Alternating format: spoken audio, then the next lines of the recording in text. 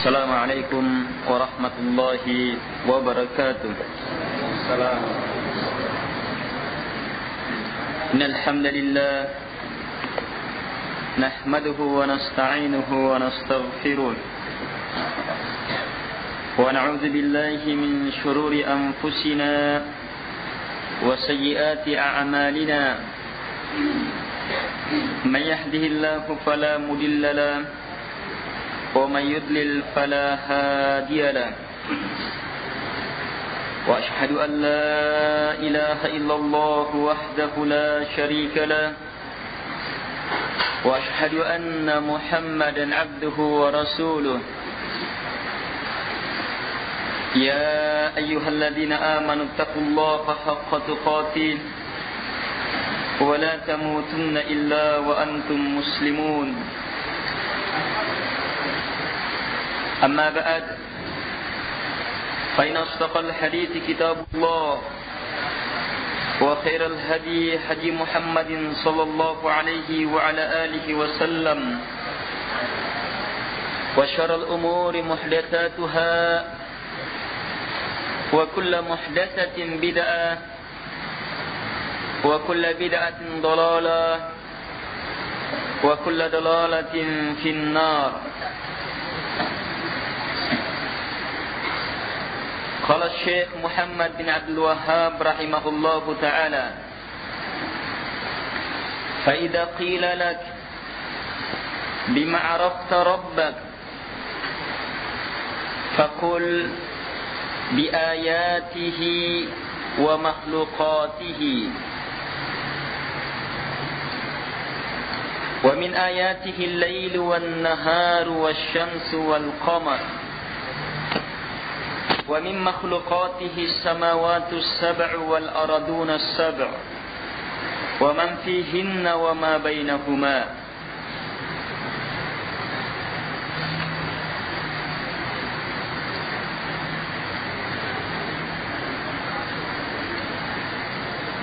Alhamdulillah, jamaah pengajian, dan terus menerus Allah Subhanahu wa taala akan memberi, terkhusus bagi mereka-mereka yang mensyukuri apa yang Allah Subhanahu wa taala telah beri. Kita bersyukur Allah Subhanahu wa taala masih memberi kepada kita kesempatan,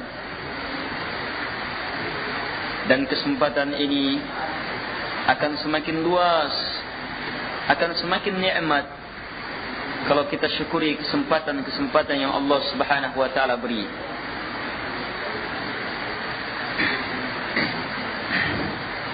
Alhamdulillah, walaupun dalam kondisi hujan, Allah Subhanahu wa taala menginginkan terwujudnya majlis ini, dan kita mengharap kepada Allah Subhanahu wa taala semoga Allah Subhanahu wa taala terus menambah dan menyempurnakan nikmat-Nya ini dan mewafatkan kita di atas kesempurnaan nikmat ini. Allahumma amin ya arhamar rahimin. Kita lanjutkan pembahasan kita. Berkata Syekh Muhammad bin Abdul Wahhab rahimahullahu taala selanjutnya: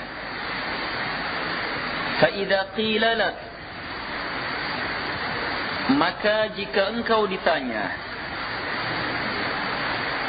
bima arafta rabbak, dengan apa engkau mengenal Rabbmu? Iya. Dengan apa engkau mengenal Allah, yang dengannya kamu bisa mewujudkan apa yang disebutkan sebelumnya, pembahasan sebelumnya.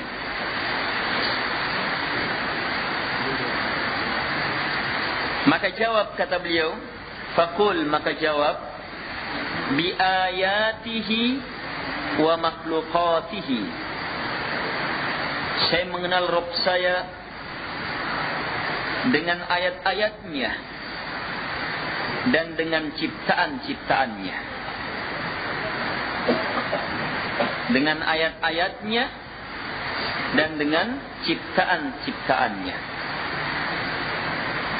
Selanjutnya beliau menyebutkan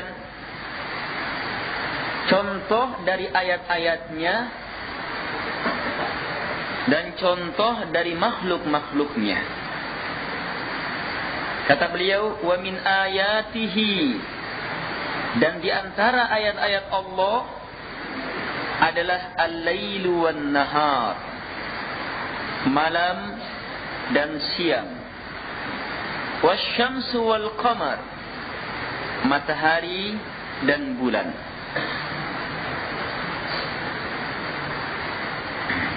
Wa min makhluqatihi, dan di antara makhluk-makhluknya as-samawatus sab', langit yang 7, wal aradunas sab', bumi yang 7, wa man fihinna, dan siapapun yang berada pada keseluruhan makhluk itu, wa ma bainahuma, dan apapun yang berada di antara keduanya, seluruhnya adalah makhluk Allah Subhanahu wa ta'ala.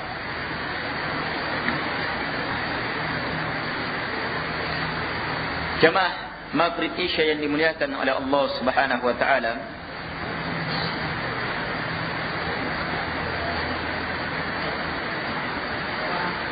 kita sekarang memasuki pembahasan kedua dalam pokok yang pertama ini. Pembahasan yang pertama, jika engkau ditanya, ma rabbuk, siapa Rabb engkau? Maka jawaban orang yang mengenal Allah dengan pengenalan yang benar adalah yang menyatakan bahwa Rabb saya, yang mencipta, yang menguasai, yang mengatur saya dan seluruhnya dengan hamparan dan curahan nikmat darinya hanyalah Allah Subhanahu wa ta'ala. Dia sajalah yang saya sembah, yang saya ibadahi, tak ada sembahan selainnya. Ini apa? Ini pengenalan. Sekarang pembahasan kedua, kamu mengenal Allah dengan apa? Kata beliau, disebutkan dua hal, bi ayatihi, dengan ayat-ayatnya, wa makhluqatihi, dan dengan makhluk-makhluknya, dengan ciptaan-ciptaannya. Ayat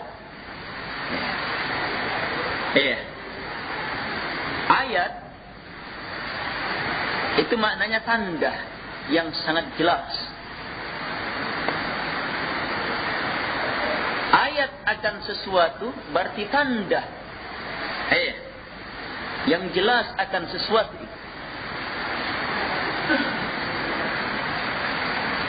Dan ayat-ayat Allah Subhanahu wa ta'ala itu ada dua secara global. Ada ayatul kauniyah,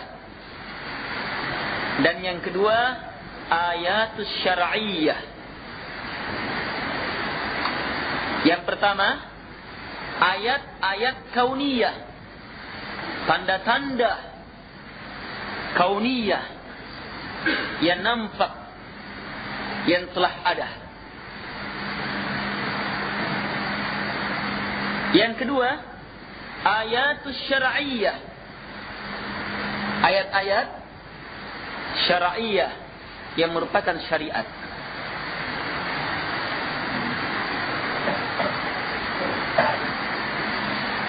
Ayatul kauniyah yang boleh sebutkan sebagai contoh di sini. Di antara ayat-ayatnya malam dan siang, matahari dan bulan. Paham? Ini ayat-ayat kauniyah. Ayat-ayat kauniyah adalah makhluk Allah Subhanahu wa ta'ala. Langit, bumi, serta seluruh isinya adalah ayat-ayat kauniyah.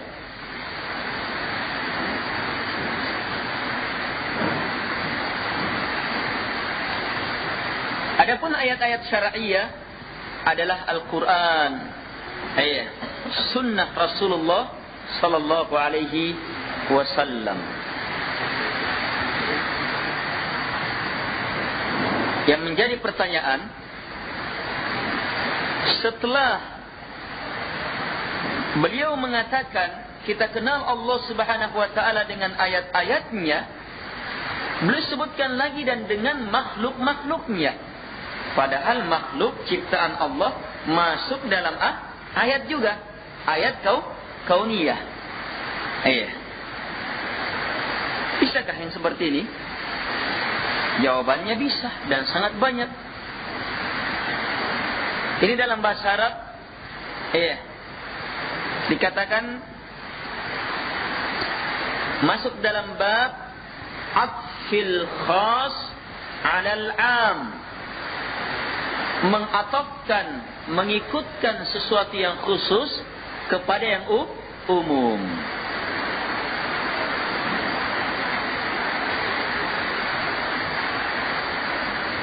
Sama kalau saya katakan orang-orang sudah datang dan Muhammad, Ali, padahal Muhammad, Ali masuk juga dalam orang-orang kan?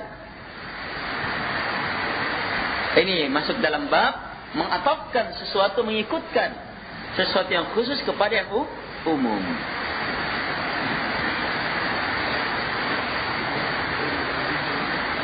Wallahu a'lam.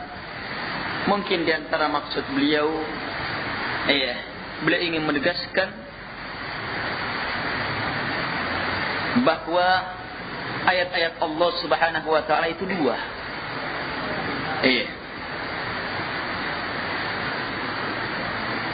Dan di antara ayat yang sangat nampak adalah ciptaan Allah Subhanahu wa taala. Ini ayat yang tidak bisa terpungkiri. Kalau ayat-ayat syar'iyah, ayat-ayat syar'iyah, orang Yahudi, orang Nasara, mengingkari apa yang diturunkan kepada Nabi Muhammad SAW, Tetapi ciptaan Allah, makhluk-makhluk Allah, mereka tidak bisa pingkir. Mereka yakini bahwa itu adalah ciptaan Allah Subhanahu wa taala. Beliau tegaskan di sini, wa makhluqatihi, dan dengan ciptaan-ciptaannya. Al-ikhwah rahimakumullah.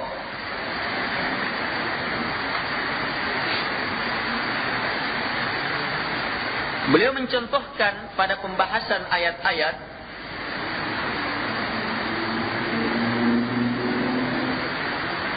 malam dan siang, matahari dan bulan.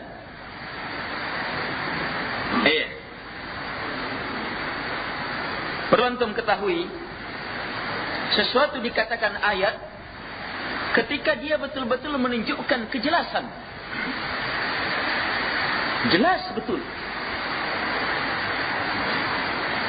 Menjadi tanda, menjadi ayat.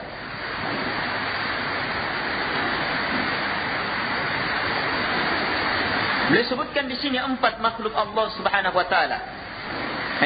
Yang saling berhubungan, siang dan malam, matahari dan bulan. Keempat perkara ini saling berhubungan. Siang pasti disusul oleh malam, malam menyusul siang. Pada siang ada matahari, pada malam ada bulan. Ini saling susul menyusul. Sekarang mana dalil bahwa keempat ini adalah ayat? Beliau sebutkan dalil. Allah Subhanahu wa taala berfirman dalam surah Fussilat ayat 37, wa min ayatihi al-lailu wan-nahar wasyamsu wal-qamar la tasjudu lisyamsi wala lil-qamar wasjudu lillahi alladhi khalaqahunna in kuntum iyyahu ta'budun.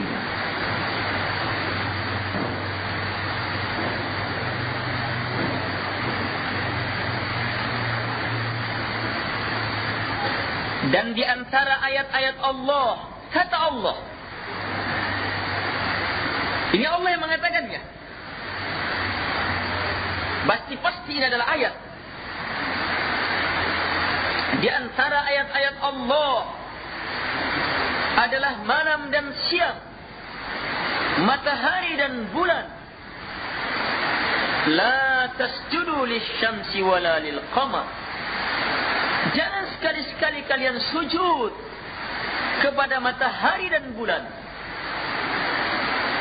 Setelah larangan ini disusul dengan perintah, wasjudu lillah. Sujudlah hanya kepada Allah alladzi khalaqahun, yang telah mencipta mereka. Menunjukkan bahawa mereka ini, matahari, bulan, siang dan malam adalah ciptaan juga. Alladzi khalaqahun, yang telah mencipta mereka. In kuntum iyyahu ta'budun, jika kalian memang hanya kepadanya beribadah.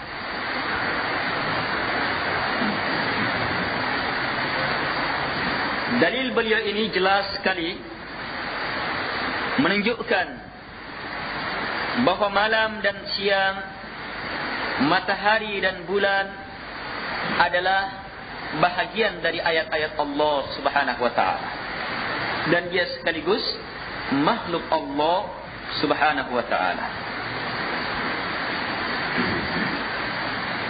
Baik. Sekarang, pernahkah dalam kehidupan kita ada orang yang tidak mengenal matahari dan bulan? Tidak mengetahui siang dan malam?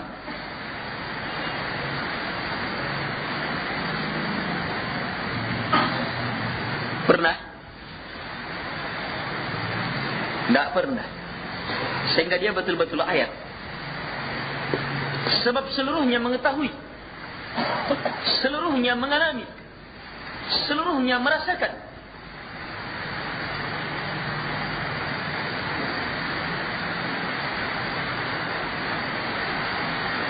Hanya menjadi permasalahan adalah, apakah siang dan malam yang terus kita berada di dalamnya,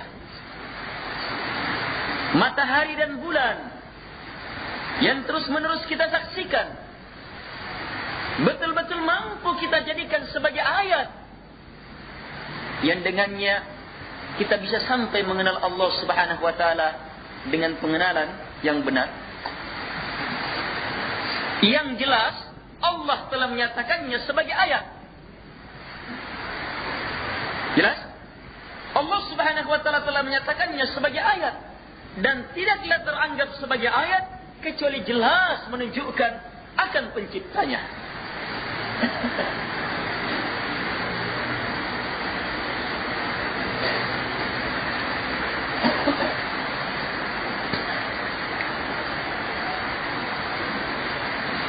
Berarti ikhwah,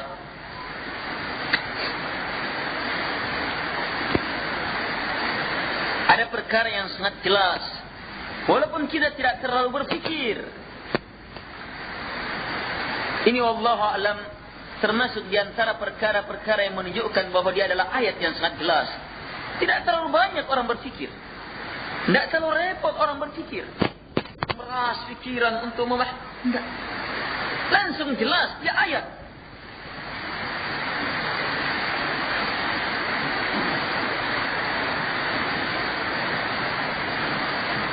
Tapi karena kelalaian yang sangat, ayat yang terus menerus nampak dan nampak ini, jelas dan jelas ini, tidak mampu kita jadikan sebagai ayat, tidak kita rasakan sebagai ayat.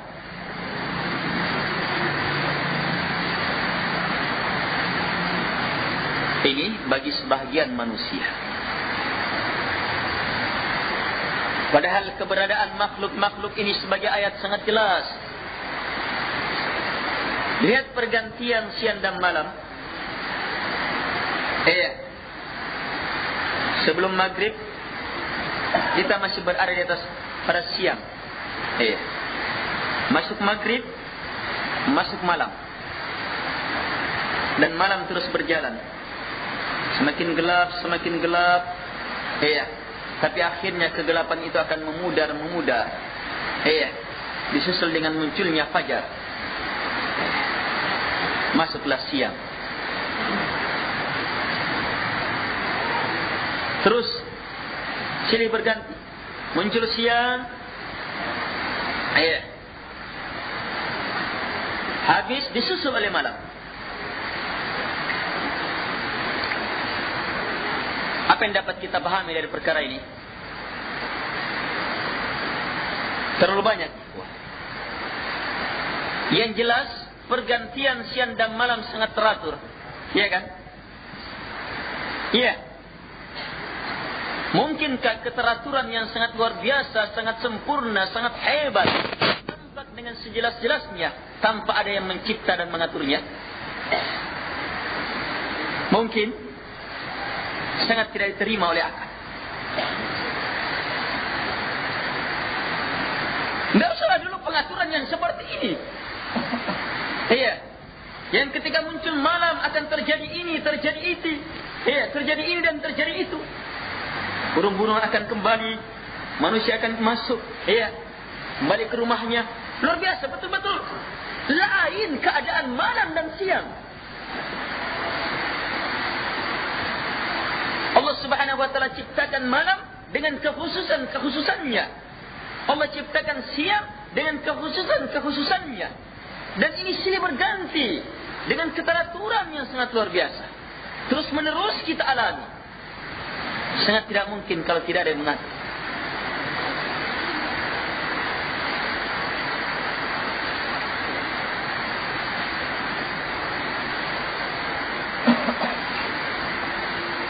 Kita hubungkan dengan munculnya matahari pada waktu siang. Tidak pernah matahari langsung muncul tengah. Iya. Muncul pada waktu siang.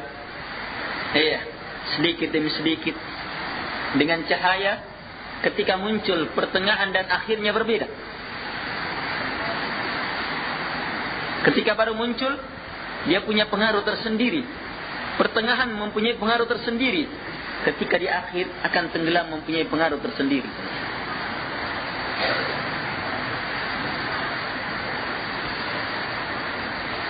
Terus menerus. Pengaruhnya bukan hanya dalam tubuh kita, tapi seluruh makhluk.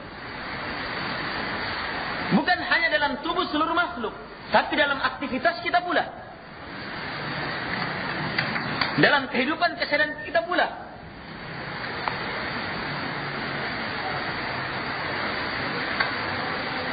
Allah Subhanahu wa taala pergantikan siang dan malam. Disusul oleh malam. Muncul bulan. Demikian seterusnya. Semuanya ini jelas menunjukkan hebatnya makhluk ini. Yang menunjukkan tidak mungkin tidak ada penciptanya. Hebatnya pengaturan makhluk ini. Yang menunjukkan tidak akan mungkin tidak ada yang mengaturnya.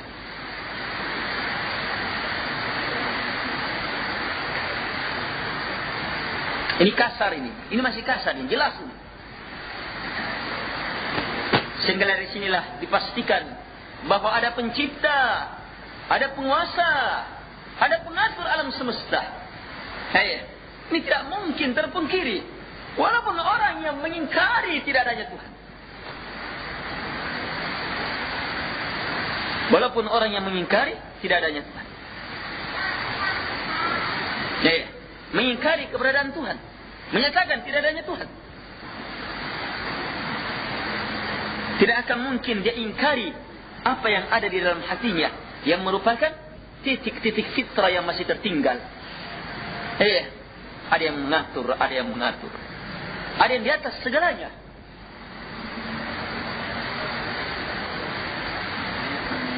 Kalau dari kejauhan di gunung kita melihat pada waktu malam ada cahaya.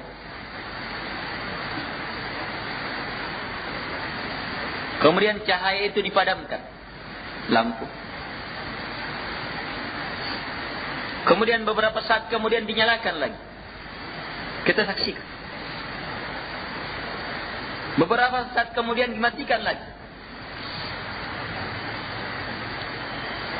Kemudian ajak orang ateis yang mengingkari adanya Tuhan. Katakan bahwa itu nyala dan mati sendiri secara otomatis.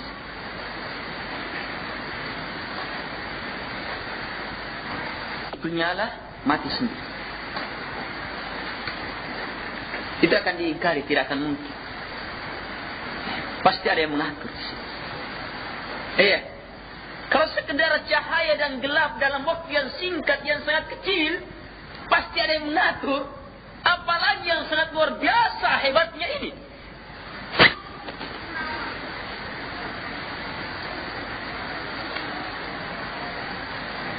Pengaturan lampu pada waktu malam. Iya.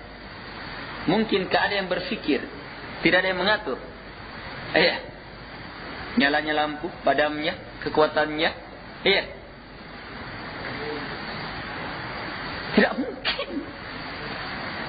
Ketika padam langsung kita ke padam itu langsung kita salahkan. Ini petugas PLN.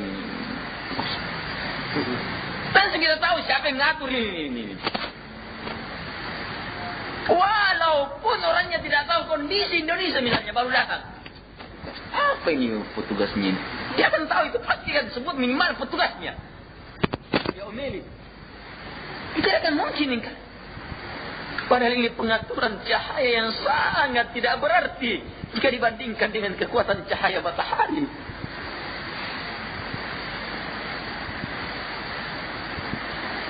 Ayat yang sangat jelas. Ini masih terlalu jelas. Masih dari sisi pastinya ada yang mengadakan. Pastinya ada yang mengatur. Iya. Pastinya ada. Menguasai. Sebab keteraturannya sangat luar biasa. Keteraturannya sangat luar biasa. Pada musim kemarau. Pada musim hujan. Berbeda panjang malam, panjang siang waktunya. Dan tidak pernah berubah pengaturan ini. Matahari kadang persis di tengah kita, kadang condong ke kanan, kadang ke kiri. Tidak pernah.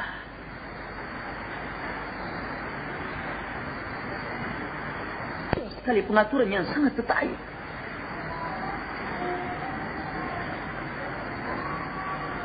Masih yang kasar ini nampak jelas. Kalau pengenalan kita sudah sampai di sini, maka alhamdulillah. Tapi ingat, pengenalan ini belum membedakan muslim dan kafirnya seseorang. Sebab kafir dan orang-orang musyrikin mengenal Allah dari ayat-ayatnya juga sampai ke situ. Tidak mungkin tidak ada yang mengatur. Pasti ada yang mengatur, yang mencipta, yang menguasai. Mereka juga akui sampai di situ. Jelas? Sekarang lanjutkan. Uraian paparan nikmat, hamparan nikmat, curahan nikmat dari pencipta, pengatur, penguasa semua itu. Di situ akan melahirkan cinta kepada yang mengatur. Akan melahirkan pembesaran, pengagungan kepada yang mengatur. Akan melahirkan harapan pemuliaan kepada yang mengatur. Kalau diurai lebih jauh lagi. Coba kalau seandainya malam terus. Allah inginkan siang dan malam. Yang Allah inginkan dari pengaturannya ini siang dan malam. Supaya lahir manfaat yang tidak tertandingi. Yang tidak akan mungkin kita tulis dengan pena berapapun jumlah tintanya. Dan berapapun jumlah pena. Akan bisa. Tapi coba kalau seandainya siang terus. Iya. Nggak usahlah dulu siang terus. Kemarau saja. Pergantian kemarau, musim hujan, iya. Yang kita alami tiap tahun, yang harusnya sudah ada persiapan ini dan itu ya, yang sudah terbiasa kita, itu Kadang masih banyak orang yang ngomel. Becek ini, kalau hujan becek, banjir ini becek. Bahasa bagi kita.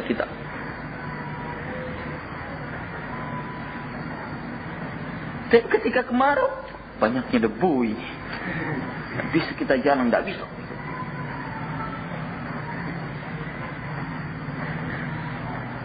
Manfaat jamaah luar biasa. Rahmat Allah subhanahu wa ta'ala luar biasa. Uraian ini mengurai rahmat Allah subhanahu wa ta'ala, tidak akan ada yang bisa mengurainya sampai habis. Yang jelas, semua pembahasan manusia akan rahmat Allah subhanahu wa ta'ala, akan kebaikan Allah subhanahu wa ta'ala di muka bumi ini, tidak akan mungkin lepas dari adanya pergantian siang dan malam ini, adanya bulan dan matahari. Tidak lepas dari itu. Apakah dalam bidang perpolitikan, kependudukan, pertanian, perikanan, kelautan, perekonomian, seluruh aspek kehidupan manusia. Kebaikan yang lahir dari seluruh aspek itu tidak lepas dari itu. Tidak akan mungkin bisa dilepas dari perkara itu. Manfaat di laut, pada pertanian, pada perekonomian, pada pemerintahan, pada perpolitikan, pada keamanan, pada kondisi sosial masyarakat, seluruhnya tidak akan bisa, akan kacau kalau siang terus.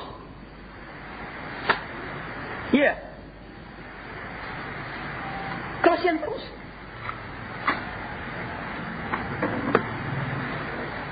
Demikian pula kalau malam terus.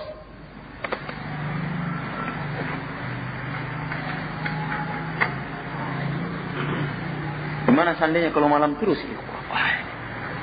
Sudah di demo, sudah itu PLN habis itu. Sudah kacau. Kalau muncul demo, muncul kekacauan. Berpikir lagi, begini. Tidak akan bisa lepas.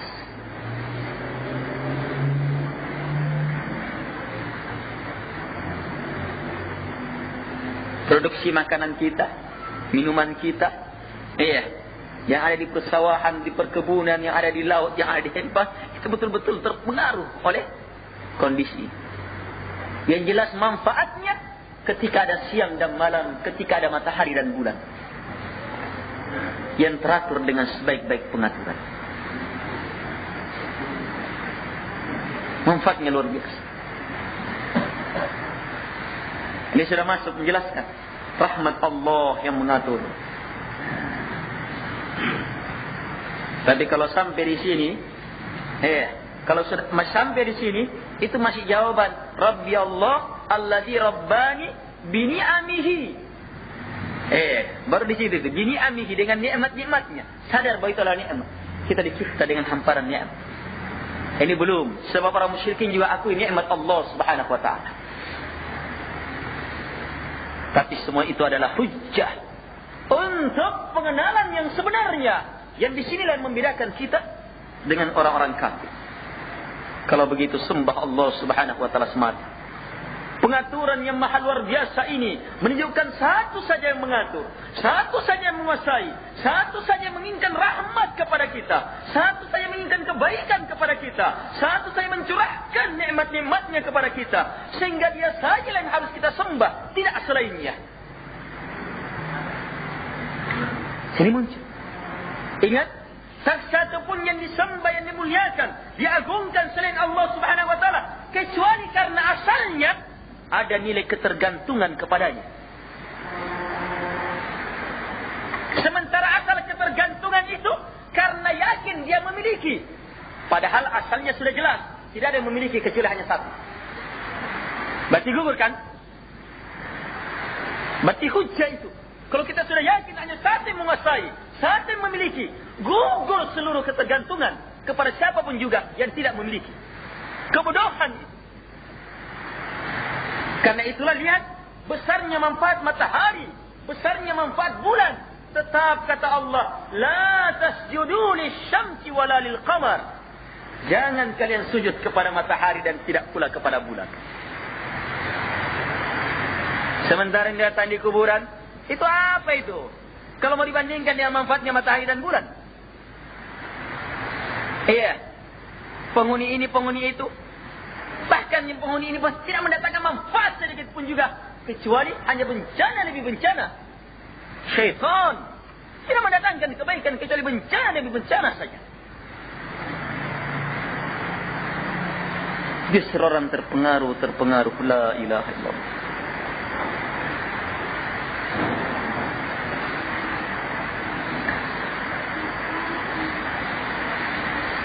Lihat betul-betul ayat.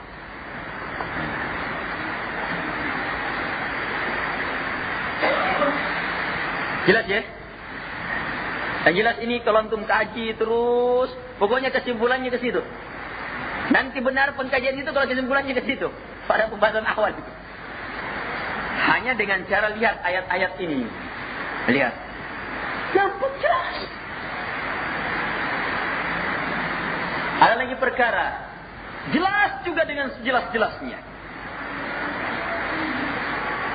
Hanya perkara ini lebih banyak yang tidak paham. Bahwa ternyata ayat-ayat ini pergantian siang dan malam, matahari dan bulan ini betul-betul ayat yang menunjukkan pastinya kita dibangkitkan oleh Allah Subhanahu wa taala. Sehingga akan memperhebat ibadah ketulusan kepada Allah Subhanahu wa taala. Dari banyak sisi.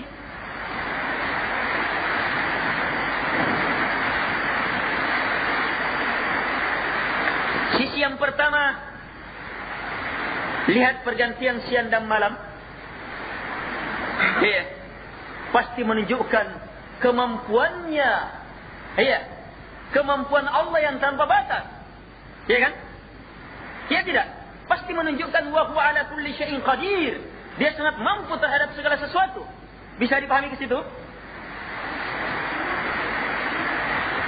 Matahari, bulan,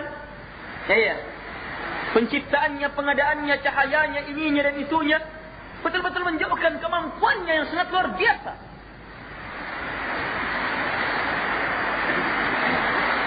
Allah ciptakan makhluk-makhluk besar, yang betul-betul menjadi ayat yang nampak pada kita terus menerus.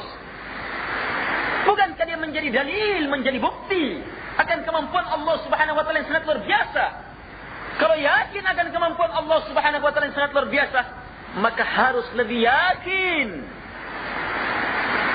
akan pengadaan makhluk yang sangat kecil itu.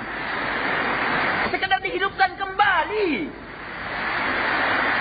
Dan itu lebih mudah bagi Allah Subhanahu wa taala. Mencipta makhluk yang besar saja Allah Subhanahu wa taala mampu. Apalagi sekadar menghidupkan makhluk yang kecil, yang tercipta dari bagian kecil dari tanah. Iya, pasti kalau begitu hari berbangkit. Sisi yang lain, lihat hikmah Allah. Hikmah Allah Subhanahu wa taala dalam penciptaan ini. Allah ciptakan daun ini dengan manfaat ini, fungsinya ini, masya Allah luar biasa hikmahnya. Allah ciptakan tumbuhan ini, zat ini, Allah ciptakan ini dan itu, unsur ini, kandungan ini dalam air, dalam batu, dan luar biasa hikmah Allah Subhanahu wa taala. Allah adakan ini, terjadi hujan ini dan itu, hikmah Allah Subhanahu wa taala dalam. Yang jelas pelajari dari pengaturan siang dan malam ini, adanya matahari dan bulan ini, hikmah Allah Subhanahu wa taala. Kita bisa melihat hikmah Allah yang sangat luar biasa, yang sangat dalam, yang sangat sempurna, yang dengannya kita akan memuji Allah Subhanahu wa taala seterusnya. Dengan melihat pergantian siang dan malam, apa yang terjadi padanya, melihat bulan dan siang, bulan dan matahari, dan apa akibat dari keduanya, akan lahir paham hikmah Allah yang sangat luar biasa. Sehingga kadang kita melihat, luar biasa Allah ya, untung Allah ciptakan ini. Coba kalau tidak ada yang ini, jadi apa kita? Coba kalau tidak ada yang ini, jadi apa kita? Kalau tidak ada ini, jadi apa kita? Maka ketahuilah ikhwah, kalau kita mampu memahami perkara itu, Maka pantaskah Allah yang maha sempurna hikmahnya mencipta manusia tanpa maksud, tanpa tujuan? Pantaskah manusia dicipta dalam bentuk yang sebaik-baik bentuk, dalam bentuk yang semulia-mulia bentuk oleh Allah Subhanahu wa taala, kemudian ternyata disamakan dengan hewan? Tidak diperintah, tidak dilarang, mati seperti itu saja.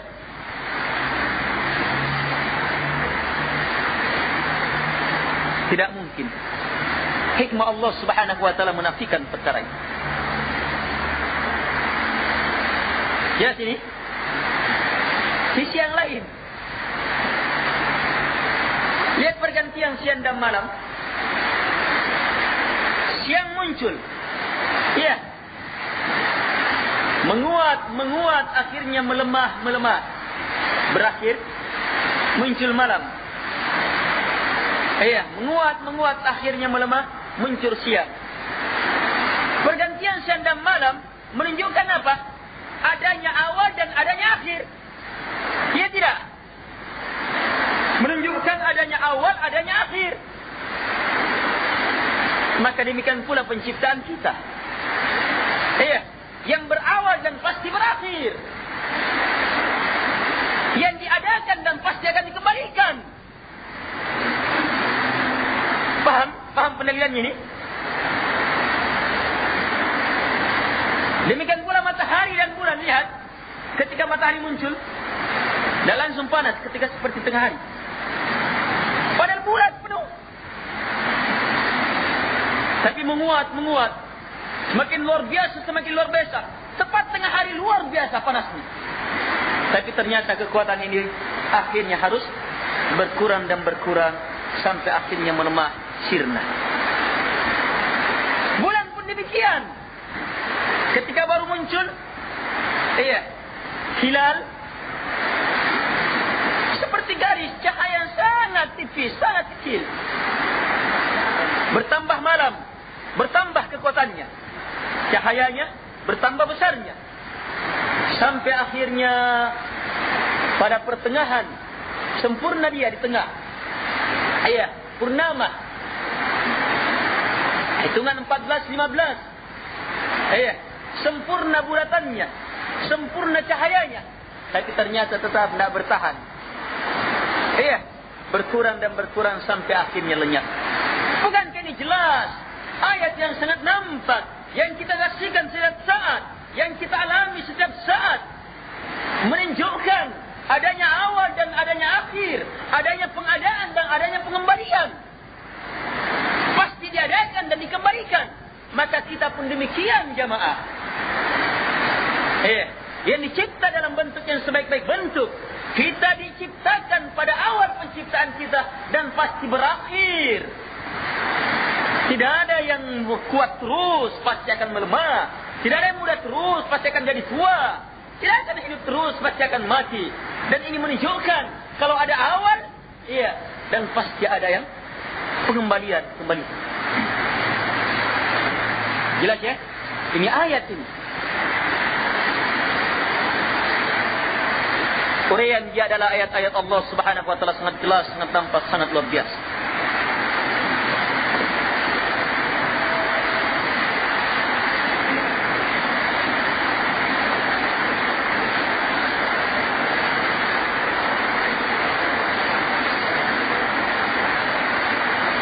Ini ya, kesimpulannya ikhwah, seluruh pembahasan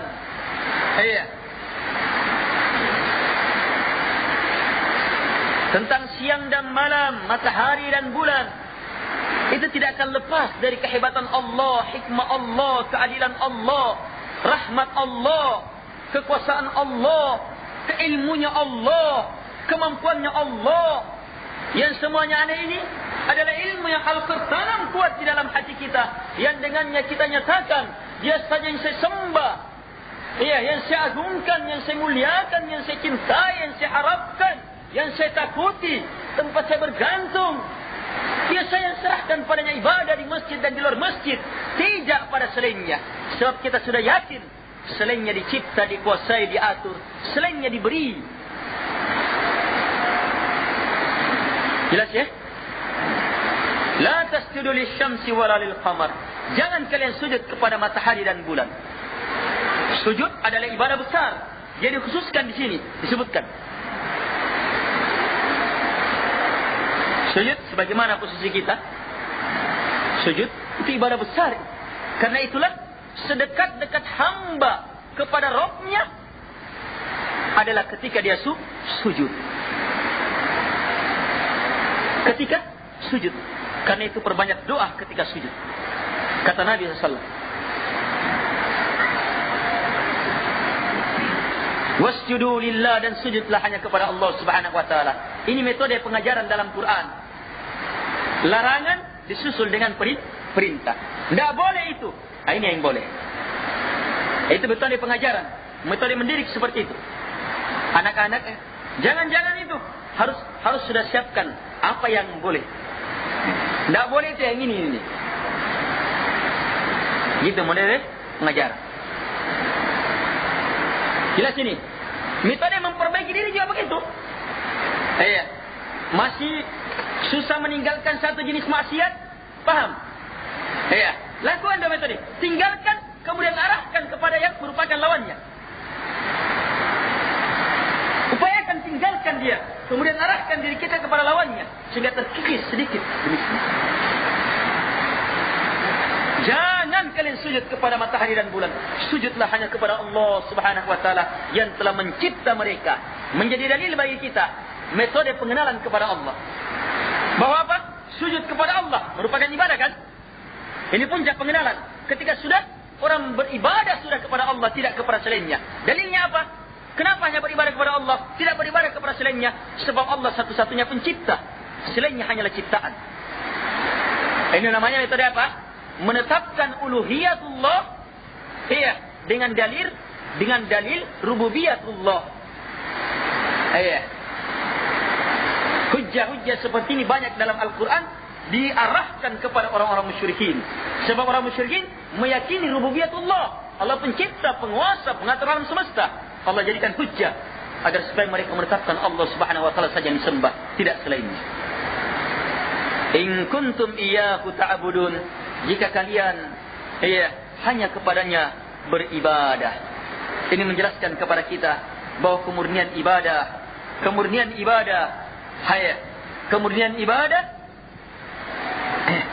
adalah perkara yang betul-betul merupakan tuntutan dalam syariat, bukan sekedar beribadah. Iyyahu ta'budun, iyyahu maf'ulun bihi, objek dikedepankan sehingga melahirkan makna pengkhususan. Sama maknanya. Iyyaka na'budu, iyyaka kepada engkau kami beribadah. Dikedepankan kepada engkau supaya lahir makna pengkhususan. Hanya kepada engkau kami beribadah, tidak kepada selainnya. Kalau di sini apa? Iyyahu ta'budun, kepadanya kalian beribadah. Dikedepankan sehingga lahir makna hanya kepadanya kalian beribadah, tidak kepada selainnya. Berarti jelaskan, Allah awali dengan pembahasan ayat-ayat, kemudian diakhiri tentang puncak pengenalan itu. Ibadah hanya kepada Allah, tidak kepada selainnya. Dengan hujjah apa? Dengan hujjah hanya Allah Subhanahu wa taala satu-satunya pencipta. Selainnya adalah ciptaan. Dengan ayat-ayat yang sangat jelas, matahari dan bulan, siang dan malam. Jelas ya? InsyaAllah ta'ala cukup.